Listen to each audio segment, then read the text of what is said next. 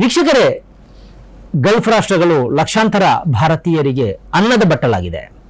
ಭಾರತದ ನಿರುದ್ಯೋಗದ ಸಮಸ್ಯೆಗೂ ಸಣ್ಣದೊಂದು ಪರಿಹಾರವನ್ನು ಗಲ್ಫ್ ರಾಷ್ಟ್ರಗಳು ನೀಡಿವೆ. ಮಾತ್ರ ಅಲ್ಲ, ಇಲ್ಲಿ ಭಾರತದಲ್ಲಿ ಒಂದಷ್ಟು ಶಿಕ್ಷಣ ಪಡೆದವರು, ಡಿಗ್ರಿ ಪಡೆದವರು ಮತ್ತು ಅದಕ್ಕಿಂತ ಹೆಚ್ಚಿನ ಶಿಕ್ಷಣ ಪಡೆದವರು ಗಲ್ಫ್ ರಾಷ್ಟ್ರಗಳಿಗೆ ಹೋಗೋದು, ಅಲ್ಲಿ ದುಡಿಯೋದು ಮತ್ತು ಮರಳಿ ಭಾರತಕ್ಕೆ ಹಣ ಕಳಿಸೋದು ನಡೀತಾನೆ ಇದೆ. ಇದರಿಂದ ಸರ್ಕಾರಕ್ಕೂ ಕೂಡ ಬೊಕ್ಕಸಕ್ಕೆ ಒಂದಷ್ಟು ಹಣ ಆಗುತ್ತೆ.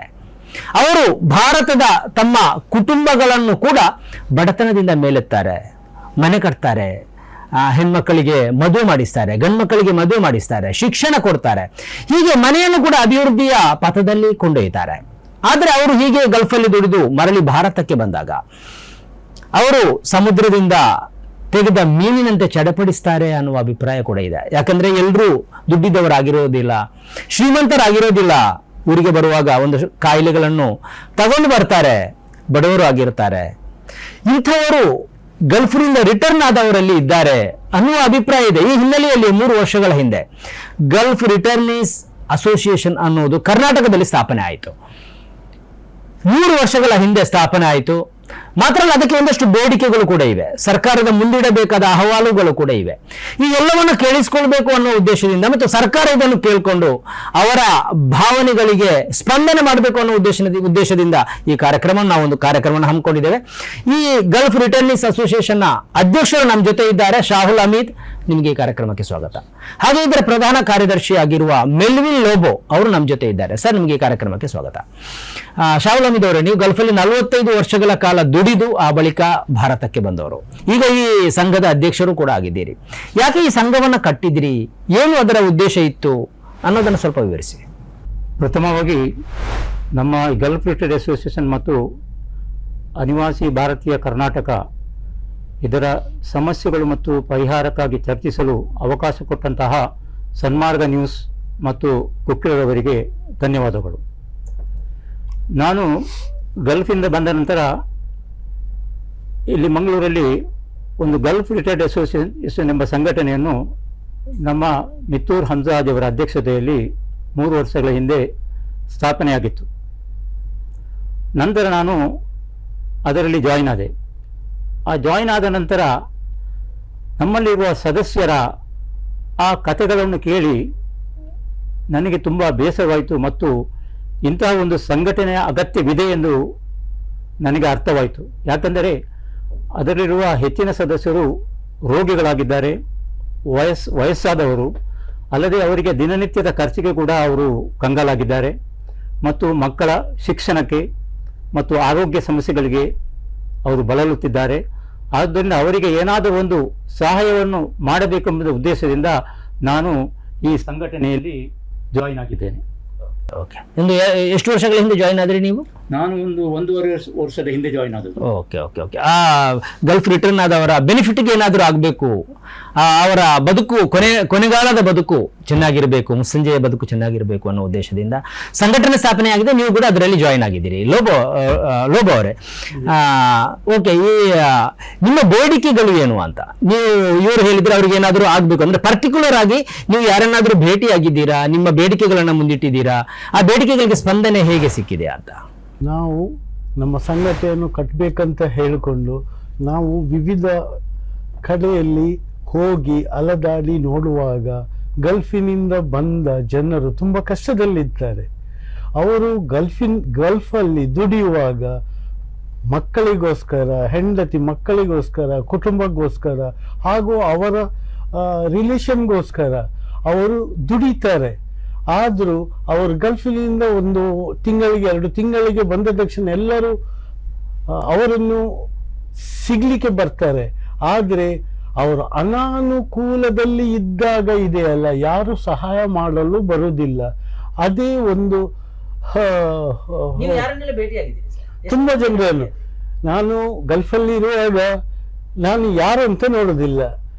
ಅವರು ಮುಸ್ಲಿಮ್ಸ್ ಬಂದ, ಅವನು ಕ್ರಿಶ್ಚಿಯನ್ ಬಂದ, ಅವನು ಹಿಂದೂ ಬಂದ, ಹೇಗೆ ಅವರು ಕಷ್ಟದಲ್ಲಿ ಇದ್ದಾರೆ ಅಂತ ಇಲ್ಲಿ ಬನ್ನಿ ಅಂತ ಹೇಳ್ತಿದ್ದೆ. ಈ ಕೈಯಲ್ಲಿ ಕೊಟ್ಟದ್ದು ಈ ಕೈಯಲ್ಲಿ ಕೊಡಬಾರ್ದು, ಗೊತ್ತಾಗದ ಹಾಗೆ ಕೂತ್ಕೊಂಡು ಓಕೆ ಕವರೆಲ್ಲ ಕೊಡ್ತೀವಿ, ಇದು ತಗೊಳ್ಳಿ, ಇಲ್ಲ ಅವ್ರು ಸಂತೋಷದಲ್ಲಿ ಇರ್ತಿದ್ರು. ನಾನು ಮೆಕ್ಯಾನಿಕಲ್ ಇಂಜಿನಿಯರ್ ಆಗಿದ್ದೆ ದಮ್ಮಂ ಟೆಕ್ನಿಕಲ್ ಕಾಲೇಜಲ್ಲಿ. ಅಂದ್ರೆ ಒಂದು ಎಷ್ಟು ವರ್ಷ ದುಡಿದಿದ್ದೀರಿ ಅಲ್ಲಿ?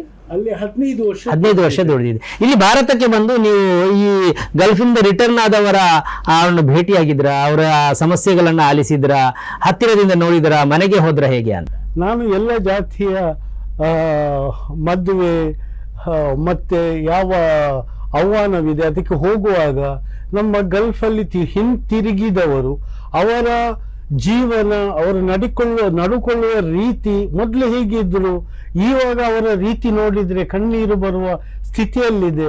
ಆವಾಗ ನೋಡುವಾಗ ನನಗೆ ಅನಿಸಿತು, GRA ಅಂತ ಹೇಳಿದೆ, ಗಲ್ಫ್ ರಿಟೈರ್ಸ್ ಅಸೋಸಿಯೇಷನ್ ಅಂತ ಹೇಳ್ಕೊಂಡು ಇದೆ ಅಂತ ಹೇಳ್ಕೊಂಡು ನನಗೆ ಅನಿಸಿಕೆ ಆಯ್ತು. ಅದ ನಂತರ ನೀವು ಸೇರ್ಕೊಂಡ್ರಿ? ಎಷ್ಟು ವರ್ಷ ಹಿಂದೆ ಸೇರ್ಕೊಂಡ್ರಿ ನೀವು? ನಾನು ಒಂದೂವರೆ ವರ್ಷ. ಓಕೆ. ಶಾಹುಲ್ ಹಮೀದ್ ಅವರೇ, ನೀವು ಕೆಲವು ಸಮಸ್ಯೆಗಳನ್ನು ಹೇಳಿದ್ರಿ, ನೀವು ಖುದ್ದಾಗಿ ಭೇಟಿ ಕೂಡ ಆಗಿದ್ದೀರಿ, ನಿಮ್ಮ ಯಾರು ಗಲ್ಫಿನಿಂದ ರಿಟರ್ನ್ ಆದವರನ್ನು ಭೇಟಿಯಾಗಿದ್ದೀರಿ, ಅವರಲ್ಲಿ ಮಾತಾಡಿದ್ದೀರಿ, ನೋವುಗಳನ್ನೆಲ್ಲ ನೋಡಿದ್ದೀರಿ. ನೀವು ಸರ್ಕಾರದ ಜೊತೆಗೆ ಏನಾದರೂ ಸಂಪರ್ಕ ಮಾಡಿದ್ದೀರಾ? ಅಂದ್ರೆ ಇವರಿಗೆ ಏನಾದರೂ ಬೆನಿಫಿಟ್ ಆಗುವಂಥದ್ದು ಸರ್ಕಾರದಿಂದ ಪಡ್ಕೊಳ್ಬೇಕು, ಇವರಿಗೆ ಒದಗಿಸಬೇಕು ಅನ್ನೋ ಉದ್ದೇಶದಿಂದ ಸರ್ಕಾರವನ್ನು ನಡೆಸುವವರು, ಮುಖ್ಯಮಂತ್ರಿಗಳಿರ್ಬೋದು, ಬೇರೆ ಬೇರೆ ಅಧಿಕಾರಿಗಳಿರ್ಬೋದು, ಅವರನ್ನು ಭೇಟಿಯಾಗಿದ್ದೀರಾ ಹೇಗೆ ಅಂತ? ನಾನು ತಿಳಿದ ಮಟ್ಟಿಗೆ ಕೇರಳ ಸರ್ಕಾರವು ಗಲ್ಫಿನಿಂದ ಹಿಂದಿರುಗಿದ ಕೇರಳೀಯರಿಗೆ ಬಹಳ ಸವಲತ್ತುಗಳು ಮತ್ತು ಸೌಕರ್ಯಗಳನ್ನು ಕೊಡುತ್ತಾ ಇದ್ದಾರೆ. ಉದಾಹರಣೆಗೆ ಪೆನ್ಷನ್, ಸ್ಮಾಲ್ ಸ್ಕೇಲ್ ಇಂಡಸ್ಟ್ರಿಗೆ ಸಹಾಯ, ಲೋನ್, ಮತ್ತು ಹೊಸತಾಗಿ ಏನಾದರೂ ಮಾಡುವವರಿಗೆ ಸಹಾಯ, ಮಕ್ಕಳ ಶಿಕ್ಷಣಕ್ಕೆ ಸಹಾಯ, ಆರೋಗ್ಯವರಿಗೆ ಇನ್ಶೂರೆನ್ಸ್, ಹೀಗೆ ಹಲವಾರು ಸವಲತ್ತುಗಳನ್ನು ಕೊಡುತ್ತಾ ಇದ್ದಾರೆ. ಅದು ನಮ್ಮ ಕರ್ನಾಟಕದ ಹಿಂದಿರುಗಿದವರಿಗೆ ಯಾಕೆ ಸಿಗಬಾರದು ಎಂಬ ಉದ್ದೇಶದಿಂದ ನಾವು 3 ಸಲ ಬೆಂಗಳೂರಿಗೆ ಮನವಿಯೊಂದಿಗೆ ಭೇಟಿಯಾದೆವು. ಈ ಸಂಘಟನೆ ವತಿಯಿಂದ ನಮ್ಮ NRA ಉಪಾಧ್ಯಕ್ಷ ಡಾಕ್ಟರ್ ಆರತಿ ಕೃಷ್ಣ ಅವರ ನೇತೃತ್ವದಲ್ಲಿ ಅವರನ್ನು ನಾವು ಕಂಡು ಅವರ ಹತ್ರ ನಾವು ಚರ್ಚೆ ಮಾಡಿ ಶಾಸಕರನ್ನು, ಮುಖ್ಯಮಂತ್ರಿಯವರನ್ನು ಮತ್ತು ಮುಖ್ಯಮಂತ್ರಿಯವರ ಆಪ್ತ ಕಾರ್ಯದರ್ಶಿ ಅತಿಕ್ರವರನ್ನು ಇವರನ್ನೆಲ್ಲ ಕಂಡು ನಾವು ಮನವಿ ಅರ್ಪಿಸಿದೆವು. ಆಗ ಮುಖ್ಯಮಂತ್ರಿಯವರ ಹತ್ರ ಮಾತನಾಡುವಾಗ ಅವರು ಹೇಳಿದರು, ಈ ಗಲ್ಫ್ನಿಂದ ಹಿಂದಿರುಗಿದವರಿಗೆ ಯಾಕೆ ಸಹಾಯ ಮಾಡಬೇಕು? ಯಾಕೆ ಸಹಾಯ ಮಾಡಬೇಕು? ಅಂದ್ರೆ ನೀವು ಶ್ರೀಮಂತರಿದ್ದೀರಿ ಅಂತ ಲೆಕ್ಕ ಹಾಕಿದ್ದಾರೆ. ಎಲ್ಲರ ಲೆಕ್ಕಾಚಾರ ಗಲ್ಫ್ನಿಂದ ಹಿಂದಿರುಗಿದವರು ಎಲ್ಲರೂ ಶ್ರೀಮಂತರು ಅಂತ ಹೇಳಿ. ಆಗ ನಾನು ಅವರಿಗೆ ಹೇಳಿದೆ, ಸರ್, ಎಲ್ಲರೂ ಶ್ರೀಮಂತರಲ್ಲ ಸರ್, ಕೆಲವರು ಸ್ಥಿತಿವಂತರಾಗಿದ್ದಾರೆ. ಹೆಚ್ಚಿನ ಒಂದು 90% ಜನರು ತುಂಬಾ ಕಷ್ಟದಲ್ಲಿದ್ದವರು. ಅಂದರೆ ಅಲ್ಲಿ ಗಲ್ಫಿನಲ್ಲಿ ಚಿಕ್ಕ ಪುಟ್ಟ ಕೆಲಸ ಮಾಡಿ, ಕಾರ್ಮಿಕರಾಗಿ, ಅಂಗಡಿಯಲ್ಲಿ ಕೆಲಸ ಮಾಡಿ ಅಂಥವರು ತುಂಬಾ ಇರುವುದು. ಅವರು ಇಲ್ಲಿ ಬಂದ ನಂತರ ಅವರಿಗೆ ತುಂಬಾ ಕಷ್ಟಗಳನ್ನು ಅವರು ಅನುಭವಿಸುತ್ತಿದ್ದಾರೆ. ಅದಕ್ಕಾಗಿ ಯಾಕಂದರೆ ನಾವು ಯಾಕೆ ಕೇಳುವುದೆಂದರೆ, ಈ ಅನಿವಾಸಿ ಭಾರತೀಯರು ನಮ್ಮ ರಾಜ್ಯದ ಮತ್ತು ದೇಶದ ಆರ್ಥಿಕ ವ್ಯವಸ್ಥೆಯಲ್ಲಿ ಬೆನ್ನೆಲುಬಾಗಿ ನಿಂತವರು. ಅವರ ಒಂದು ದೊಡ್ಡ ಕೊಡುಗೆ ಇದೆ. ಸರ್ಕಾರದಿಂದ ನಾವು ಬೇಡುವುದಲ್ಲ, ಸರ್ಕಾರ ಔದಾರ್ಯ ಅಲ್ಲ, ಸರ್ಕಾರದ ಜವಾಬ್ದಾರಿ, ಕರ್ತವ್ಯ ಅವರಿಗೆ ಸಹಾಯ ಮಾಡುವುದು.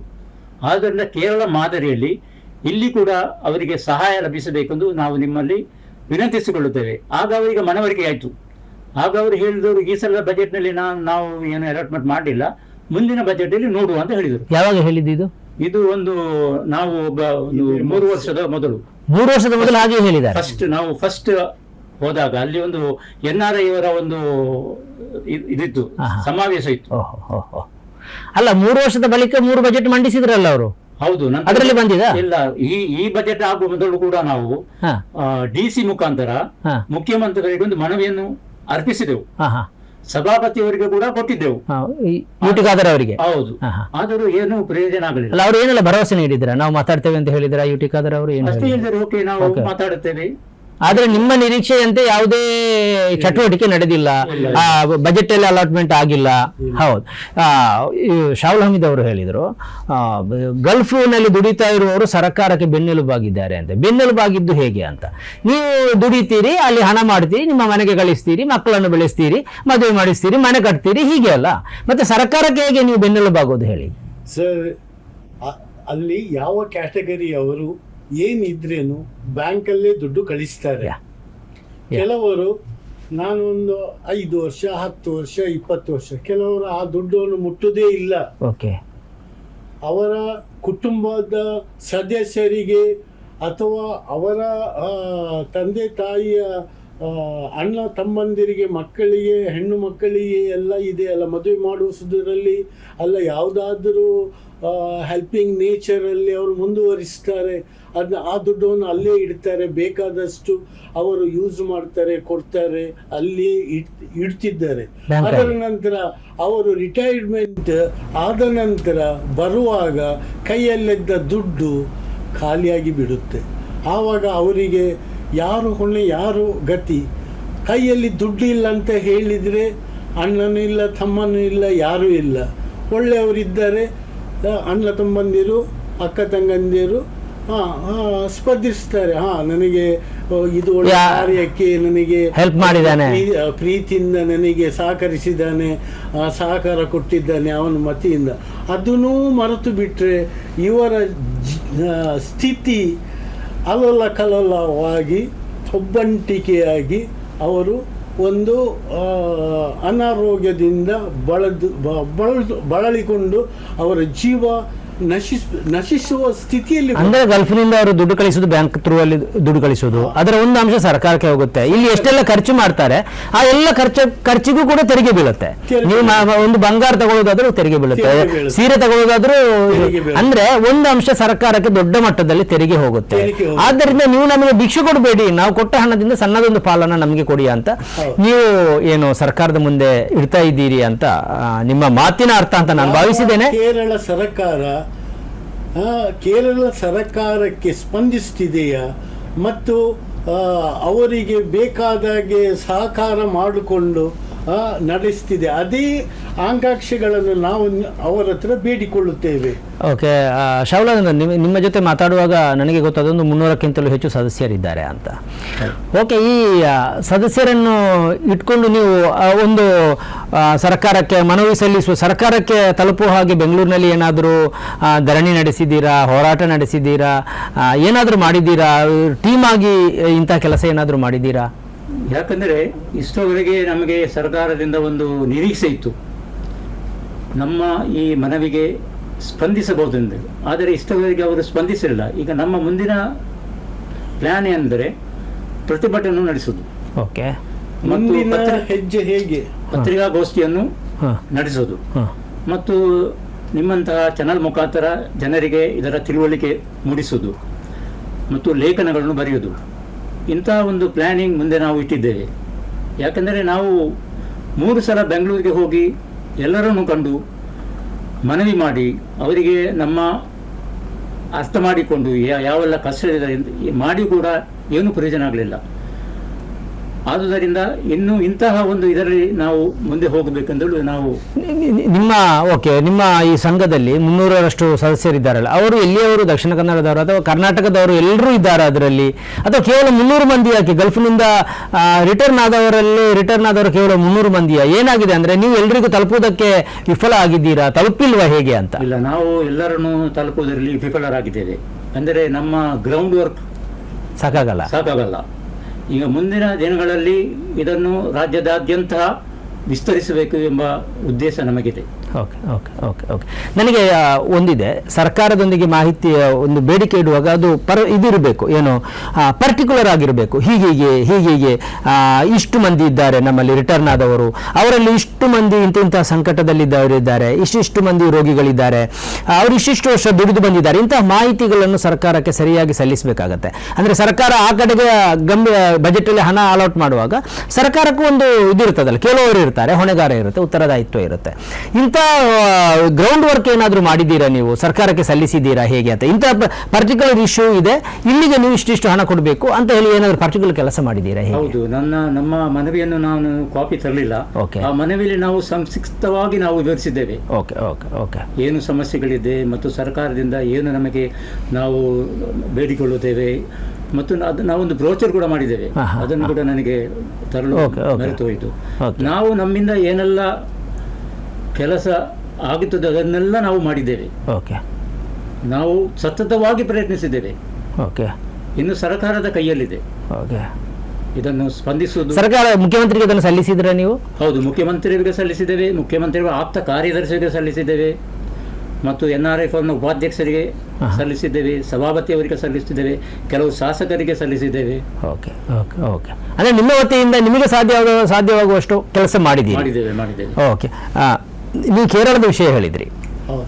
ಕೇರಳದ ವಿಷಯ ಹೇಗಿದೆ, ಅಲ್ಲಿ ಹೇಗೆ ಕೊಡ್ತಾರೆ, ಅದರ ಬಗ್ಗೆ ನಿಮಗೆ ಏನಾದರೂ ಮಾಹಿತಿ ಇದೆ? ಅಂದರೆ ಅವರು ಪರ್ಟಿಕ್ಯುಲರ್ ಆಗಿ ಇಂಥ ಕೆಲಸಗಳಿಗೆ ಇಂಥವರಿಗೆ ನಾವು ಇಷ್ಟಿಷ್ಟು ಹಣ ಕೊಡ್ತೇವೆ, ಇಂಥ ರೋಗಿಗಳಿಗೆ ನಾವು ಇಷ್ಟಿಷ್ಟು ಮಂತ್ಲಿ ಕೊಡ್ತೇವೆ, ಭತ್ಯೆ ಕೊಡ್ತೇವೆ, ಅಥವಾ ಅವರ ಮಕ್ಕಳಿಗೆ ಕಲಿಯುವುದಕ್ಕೆ ಇಷ್ಟಿಷ್ಟು ಹಣ ಕೊಡ್ತೇವೆ, ಎಂತಾದರೂ ಅವರು ಪ್ಲ್ಯಾನ್ ಮಾಡಿದ್ದೀರಾ? ಆ ಪ್ಲ್ಯಾನ್ ನಿಮ್ಮ ಜೊತೆ ಇದೆಯಾ ಅಂತ ಸ್ಟಡಿ ಮಾಡಿದ್ದೀರಾ? ಅಲ್ಲ, ಸ್ಟಡಿ ಮಾಡಿದ್ದೇನೆ, ಓದಿದ್ದೇನೆ. ಓಕೆ. ಏನಂತ ಹೇಳಿದ್ರೆ ಅಲ್ಲಿ ಗಲ್ಫಿನಿಂದ ರಿಟರ್ನ್ ಬಂದವರಿಗೆ ಅಲ್ಲಿ ನೋಂದಣಿ ಅಂತ ಹೇಳ್ಕೊಂಡಿದ್ದೆ.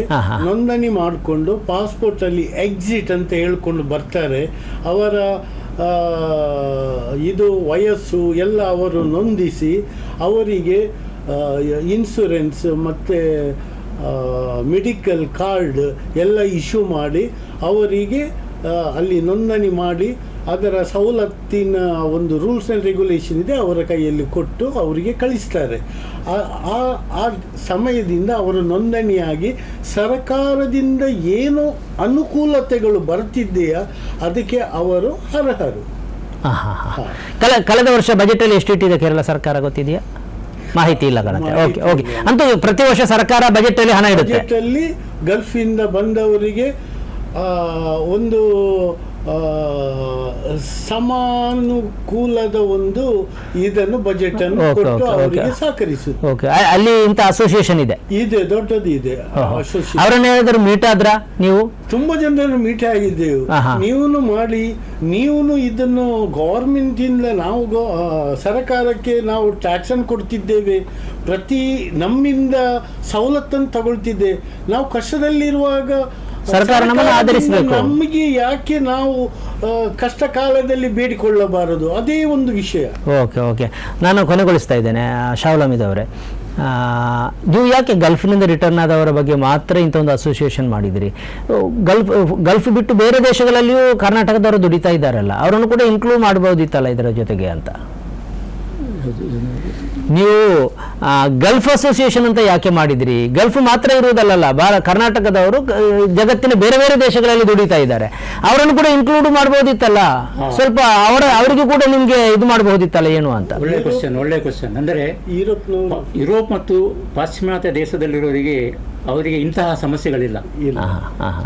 ಅಂದರೆ ಅವರು ಅಲ್ಲಿ ಸಂಪಾದಿಸಿ ಅಲ್ಲಿಯೇ ಖರ್ಚು ಮಾಡ್ತಾರೆ.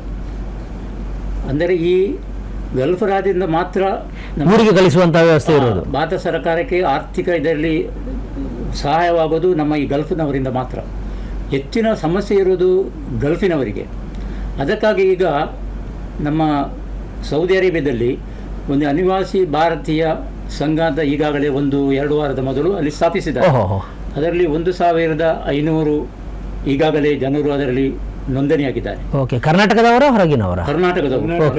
ಯಾಕಂದರೆ ಅಲ್ಲಿ ಅನಿವಾಸಿ ಭಾರತೀಯರಿಗೆ ಹಲವು ಸಮಸ್ಯೆಗಳನ್ನು ಅವರು ಎದುರಿಸಿದ್ದಾರೆ. ತುಂಬ ಚಾಲೆಂಜನ್ನು ಅವರು ಫೇಸ್ ಮಾಡ್ತಿದ್ದಾರೆ. ಉದಾಹರಣೆಗೆ ಸ್ಪಾನ್ಸರ್ನಿಂದ ಓಡಿ ಬಂದವರು, ಕೆಲಸ ಇಲ್ಲದವರು, ಮತ್ತು ಆಕ್ಸಿಡೆಂಟ್ ಮತ್ತು ಇತರ ರೋಗಗಳಿಂದ ಆಸ್ಪತ್ರೆಯಲ್ಲಿ ನರಳುವವರು, ಮತ್ತು ಕೇಸುಗಳಲ್ಲಿ ಸಿಲುಕಿಕೊಂಡವರು, ಜೈಲಿನಲ್ಲಿರುವವರು, ಇವರಿಗೆ ಸರ್ಕಾರ ಸ್ಪಂದಿಸಬೇಕು. ಅಲ್ಲಿಯ ರಾಯಭಾರಿ ಕಚೇರಿ ಕೂಡ ತ್ವರಿತವಾಗಿ ಇಂತಹ ಸಮಸ್ಯೆಗಳಿಗೆ ಸ್ಪಂದಿಸಬೇಕು. ಅಲ್ಲಿಯ ರಾಯಭಾರಿ ಸ್ಪಂದಿಸಿದರೂ ಅದು ಅಷ್ಟೊಂದು ಸೀರಿಯಸ್ ಆಗಿ ಅವರು ಅದನ್ನು ತೆಗೆದುಕೊಳ್ಳಲಿಲ್ಲ. ಅದಕ್ಕಾಗಿ ಎಂಬಸಿ ಇರುವುದು ಕೇಂದ್ರ ಸರ್ಕಾರದ ಅಧೀನದಲ್ಲಿ. ಕೇಂದ್ರ ಸರ್ಕಾರ ಆ ರಾಯಭಾರಿಯನ್ನು ಇನ್ನಷ್ಟು ಬಲಪಡಿಸಬೇಕು. ಮತ್ತು ನಮ್ಮ ಈ ರಾಜ್ಯ ಸರ್ಕಾರವು, ಯಾಕಂದರೆ ರಾಜ್ಯ ಸರ್ಕಾರದಲ್ಲಿ ಇಷ್ಟವರೆಗೆ ಬಜೆಟ್ ಮಂಜೂರಾಗಲಿಲ್ಲ. ಒಂದು ಕಾರಣವೇನೆಂದರೆ ಕೇರಳದಲ್ಲಿ ಇದ್ದ ಹಾಗೆ ನಮ್ಮ ಕರ್ನಾಟಕದಲ್ಲಿ ಒಂದು ಸಪರೇಟ್ ಸಚಿವರು NRIಗೆ ಇಲ್ಲ, ಮತ್ತು ಒಂದು NRI ಡಿಪಾರ್ಟ್ಮೆಂಟ್ ಇಲ್ಲ. ಒಂದು NRI ಫಾರ್ಮ್ ಅನ್ನು ಮಾತ್ರ ಮಾಡಿದ್ದಾರೆ. ಅದರಲ್ಲಿ ಇಷ್ಟವರೆಗೆ ಏನು ಪ್ರಯೋಜನ ಆಗಲಿಲ್ಲ. ಅದರಲ್ಲಿ ಈಗ ಡಾಕ್ಟರ್ ಆರ್ ತಿ ಕೃಷ್ಣ ಅವರು ಈಗ ಅದರಲ್ಲಿ ಆ ಪದವಿಯಲ್ಲಿಲ್ಲ. ಅವರ ಇದರಲ್ಲಿ ಯಾರನ್ನು ನೇಮಿಸಿರಲಿಲ್ಲ. ಅದಕ್ಕಾಗಿ ಈ ಅನಿವಾಸಿ ಭಾರತೀಯ ಸಂಘಟನೆ ಯಾಕೆ ಮಾಡುವುದೆಂದರೆ ಸರ್ಕಾರದ ಮೇಲೆ ಒತ್ತಡ ತರಬೇಕು. ಯಾಕಂದರೆ ಅಲ್ಲಿಯ ಜನರ ಸಮಸ್ಯೆಗಳಿಗೆ ಸರ್ಕಾರ ಸ್ಪಂದಿಸಬೇಕು. ಎಂದರೆ ತುಂಬ ಸಮಸ್ಯೆಗಳು. ಯಾಕಂದರೆ ನಮ್ಮ ಉದಾಹರಣೆಗೆ ಸೌದಿ ಅರೇಬಿಯಾದಲ್ಲಿ ಹಲವು ಸಂಘಟನೆಗಳಿವೆ. ಅಂದರೆ ನಮ್ಮ ಊರಿನ ವಿದ್ಯಾ ಕ್ಷೇತ್ರದಲ್ಲಿ, ಆರೋಗ್ಯ ಕ್ಷೇತ್ರದಲ್ಲಿ, ಆರ್ಥಿಕ ಕ್ಷೇತ್ರದಲ್ಲಿ, ಸಾಮಾಜಿಕ ಕ್ಷೇತ್ರದಲ್ಲಿ ತುಂಬ ಸಹಾಯವನ್ನು ನಮ್ಮ ಊರಿನ ಜನರಿಗೆ ಅವರು ಮಾಡುತ್ತಾ ಇದ್ದಾರೆ. ನಮ್ಮ ಊರಿನ ಜನರಿಗೆ ಅವರು ಬೆನ್ನೆಲುಬಾಗಿ ಅವರು ಸಹಾಯ ಮಾಡುತ್ತಾ ಇದ್ದಾರೆ. ಅಲ್ಲಿಯ ನಿವಾಸಿಯವರು ಅವರ ಕುಟುಂಬಕ್ಕೆ, ಅವರ ಸಂಬಂಧಿಕರಿಗೆ, ಊರಿಗಾಗಿ ಅವರು ತಮ್ಮ ಜೀವನವನ್ನು ತ್ಯಾಗ ಮಾಡುತ್ತಾರೆ. ಆದರೆ ಅವರಿಗೆ ಸಂಕಷ್ಟ ಬಂದಾಗ ಅವರಿಗೆ ಸಹಾಯ ಮಾಡಲು ಯಾವುದೋ ಸಂಘಟನೆ ಇಲ್ಲ. ಅದಕ್ಕಾಗಿ ಅನಿವಾಸಿ ಭಾರತಿ ಎಂಬ ಸಂಘಟನೆ ಈಗ ಅವರು ಸ್ಥಾಪಿಸಿದ್ದಾರೆ. ಸರ್ಕಾರದ ಮೇಲೆ ಒತ್ತಡ ತರಲು ಅದರಲ್ಲಿ ಎಲ್ಲ ಜಾತಿಯವರು, ಹಿಂದೂ, ಮುಸ್ಲಿಂ, ಕ್ರಿಸ್ತರು ಎಲ್ಲರೂ ಅದರಲ್ಲಿ ಜಾಯಿನ್ ಆಗಿದ್ದಾರೆ. ಇನ್ಶಾ ಅಲ್ಲಾ ಮುಂದಿನ ದಿನಗಳಲ್ಲಿ ಅದರಿಂದ ಅನಿವಾಸಿ ಭಾರತೀಯರಿಗೆ ತುಂಬ ಸಹಾಯ ಸಿಗಬಹುದು ಎಂಬ ನಿರೀಕ್ಷೆ ಇದೆ. ಓಕೆ, ರಿಟೈರ್ಡ್ ಆದವರಿಗೂ ಮತ್ತು ಅಲ್ಲಿರುವವರ ಸಮಸ್ಯೆಯನ್ನು ಕೂಡ ಬಗೆಹರಿಸಲು ಎರಡೂ ಸಂಘಟನೆಗಳ ಜೊತೆಯಾಗಿ ಕೆಲಸ ಮಾಡಬೇಕು ಅನ್ನೋ ಉದ್ದೇಶ ಕೂಡ ನಿಮ್ದಿದೆ. ಕೊನೆಯದಾಗಿ ಸರ್, ಸರ್ಕಾರದ ಜೊತೆಗೆ ಏನು ಮನವಿ ಮಾಡ್ತೀರಿ?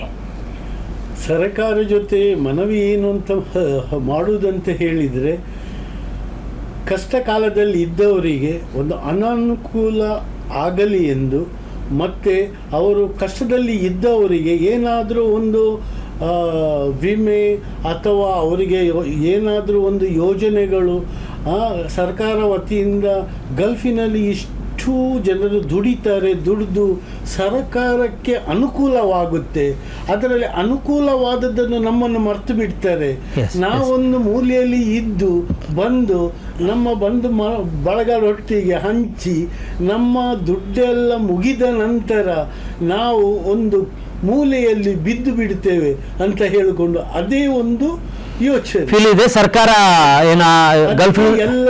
ಎಲ್ಲರಿಗೇನು ಸ್ಪಂದಿಸಲಿ, ಏನಾದರೂ ಇಷ್ಟು ಅನುಕೂಲವಾಗುವಾಗ ಗಲ್ಫಿನಿಂದ, ಯುರೋಪ್ ಅಲ್ಲ, ಗಲ್ಫಿನಿಂದ ಬಂದ ಜನರಿಗೆ ಏನಾದರೂ ಒಂದು ಸವಲತ್ತನ್ನು ಸರ್ಕಾರ ಒದಗಿಸಲಿ ಎಂದು ನಾನು ಸರ್ಕಾರದೊಂದಿಗೆ ನಿಮ್ಮ ಹತ್ತಿರ ಬೇಡಿಕೊಳ್ಳುತ್ತಿದ್ದೇನೆ. ಸರ್, ಕೊನೆಯದಾಗಿ ಹೇಳಿ, ನಿಮ್ಮ ಮನವಿಯನ್ನು ಮುಖ್ಯಮಂತ್ರಿ ಸಿದ್ದರಾಮಯ್ಯ ಆಗಿರ್ಬೋದು ಅಥವಾ ನಾಳೆ ಇನ್ನೊಬ್ಬರು ಮುಖ್ಯಮಂತ್ರಿ ಬರ್ತಾರೆ, ಯಾರೇ ಆದರೂ ಸರ್ಕಾರ ಜೊತೆಗೆ ನಿಮ್ಮ ಕೋರಿಕೆ ಏನು? ಸರ್ಕಾರದ ಒಂದು ಕೋರಿಕೆ ಎಂದರೆ, ನಮ್ಮ ಸರ್ಕಾರವು ಒಂದು ಪ್ರತ್ಯೇಕ NRI ಸಚಿವಾಲಯಗಳನ್ನು ಸ್ಥಾಪಿಸಬೇಕು, ಒಂದು NRI ಡಿಪಾರ್ಟ್ಮೆಂಟು ಮಾಡಬೇಕು, ಮತ್ತು ಗಲ್ಫ್ ರಾಜ್ಯಗಳಲ್ಲಿ ನೋರ್ಕಾ ಅಂದರೆ ನಾನ್ ರೆಸಿಡೆನ್ಸ್ ಕರ್ನಾಟಕ ಅಫೇರ್ಸ್ ಡಿಪಾರ್ಟ್ಮೆಂಟ್ ಅದನ್ನು ಸ್ಥಾಪಿಸಬೇಕು. ಅದಕ್ಕೆ ಒಂದು ಚೇರ್ಮನ್ ಮಾಡಬೇಕು. ಅದಕ್ಕೆ ಸೌದಿ ಸರ್ಕಾರದ ಎಲ್ಲ ಡಿಪಾರ್ಟ್ಮೆಂಟ್ಲಿ ಹೋಗಿ ಕೆಲಸ ಮಾಡುವಂಥ ಒಂದು ಅಧಿಕಾರ ಅವರಿಗೆ ಇರಬೇಕು. ಹಾಗೆ ಮಾಡಿದರೆ ಮಾತ್ರ ನಮ್ಮ ಈ ಅನಿವಾಸಿ ಭಾರತೀಯರಿಗೆ ಸಹಾಯವಾಗುತ್ತದೆ. ಮತ್ತೊಂದು, ಅದಕ್ಕಾಗಿ ಒಂದು ಕೇರಳದಲ್ಲಿ ಒಂದು ದೊಡ್ಡ ಬಜೆಟ್ ಅವರು ಕೊಡುತ್ತಿದ್ದಾರೆ. ಕೇರಳದಲ್ಲಿ ಒಂದು ಸಚಿವಾಲಯ ಕೂಡ ಇದೆ. ಅದೇ ಪ್ರಕಾರ ಅವರಿಗೆ ಒಂದು ದೊಡ್ಡ ಬಜೆಟನ್ನು ಕೊಟ್ಟು ಅವರ ಎಲ್ಲ ಸಮಸ್ಯೆಗಳನ್ನು ಬಗೆಹರಿಸಲು ಸರ್ಕಾರ ಪ್ರಯತ್ನಿಸಬೇಕೆಂದು ಸರ್ಕಾರದಲ್ಲಿ ಕಳಕಳಿಯ ವಿನಂತಿ. ಮತ್ತು ಅನಿವಾಸಿ ಭಾರತೀಯರಲ್ಲಿ ನನ್ನ ಒಂದು ವಿನಂತಿ ಏನೆಂದರೆ, ತಾವು ಅಲ್ಲಿ 20 ವರ್ಷಗಳಿಂದ 30 ವರ್ಷಗಳಿಂದ ಕಷ್ಟಪಟ್ಟು ದುಡಿದು ತಮ್ಮ ಮನೆಯವರಿಗಾಗಿ, ತಮ್ಮ ಕುಟುಂಬಕ್ಕಾಗಿ, ಸಂಬಂಧಿಕರಿಗಾಗಿ, ಊರಿಗಾಗಿ ತಾವು ಸಹಾಯವನ್ನು ಮಾಡ್ತಿದ್ದೀರಾ, ತ್ಯಾಗವನ್ನು ಮಾಡುತ್ತಿದ್ದೀರಾ. ತಾವು ಸ್ವಲ್ಪ ಹಣವನ್ನು ತಾವು ತಮಗಾಗಿ ಇಡಬೇಕು, ಸೇವಿಂಗ್ಸ್ ಮಾಡಬೇಕು. ಊರಿಗೆ ಬಂದ ನಂತರ ನೀವು ಸೋಲಬಾರದು. ಅದಕ್ಕಾಗಿ ತಾವು ಹಣವನ್ನು ಸಂಪಾದಿಸಿ ಇಡಬೇಕೆಂದು ನಾನು ಅನಿವಾಸಿ ಭಾರತೀಯರಲ್ಲಿ ಕೂಡ ವಿನಂತಿಸುತ್ತೇನೆ. Thank you sir. ನಿಮ್ಮ ವಿಷಯವನ್ನು ಸರ್ಕಾರದ ಮುಂದಿಟ್ಟಿದ್ದೀರಿ. ಮಾತ್ರ ಅಲ್ಲ, ನಮ್ಮ ವೀಕ್ಷಕರಿಗೂ ಕೂಡ ಅನಿವಾಸಿ ಭಾರತೀಯರ ಬಗ್ಗೆ, ಅದರಿಂದಲೂ ರಿಟರ್ನ್ ಆಗಿ ನಿವೃತ್ತರಾಗಿ ಭಾರತಕ್ಕೆ ಬಂದವರ ನೋವುಗಳು, ದುಃಖಗಳು ಮತ್ತು ಸಂಗತಿಗಳನ್ನು ನನ್ನ ಜೊತೆ ಹಂಚಿಕೊಂಡಿದ್ದೀರಿ. ಇಬ್ಬರಿಗೂ ಧನ್ಯವಾದ. Thank you sir. ವೀಕ್ಷಕರೇ, ಇದು ಈ ಹೊತ್ತಿನ ವಿಶೇಷ. ಇನ್ನೊಂದು ಕಾರ್ಯಕ್ರಮದೊಂದಿಗೆ ನಿಮ್ಮ ಬಳಿಗೆ ಬರ್ತೇವೆ. ಅಲ್ಲಿವರೆಗೆ ವೀಕ್ಷಿಸ್ತಾ ಇರಿ ಸನ್ಮಾರ್ಗ ನ್ಯೂಸ್, ಸುದ್ದಿಗಳ ಸಂತೆಯಲ್ಲಿ ಸತ್ಯದ ಮೊಂಬತ್ತಿ.